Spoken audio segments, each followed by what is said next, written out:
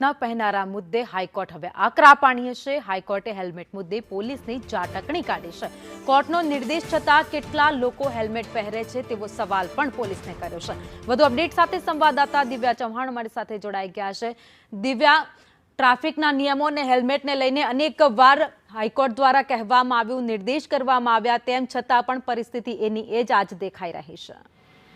ભાવે હેલ્મેટના જે નિયમો હતા તેને લઈને ગુજરાત હાઈકોર્ટ આકરા પાણીએ આજે જોવા મળી છે। ગુજરાત હાઈકોર્ટમાં સુનાવણી થઈ હતી તે દરમિયાન હજી પણ કેટલાક લોકો હેલ્મેટ નથી પહેરતા, તેમને નિયમ પડાવવાનું કામ કરવાનું પોલીસનું છે। આ સાથે જો ગુજરાત હાઈકોર્ટમાં પણ વકીલો હેલ્મેટ ન પહેરતા હોય તો તેમની સામે પણ કોર્ટ કાર્યવાહી અને પહેલા જ શરૂ થાય તે પહેલા પોલીસે બી કાર્યવાહી કરવી જોઈએ। કોઈની સામે હેલ્મેટના નિયમોનું પાલન ન થતું હોય તો તમામ લોકો સામે કડક કાર્યવાહી કરવામાં આવે, કોઈ પણ પ્રકારની બાંધછોડ ન રાખવામાં આવે।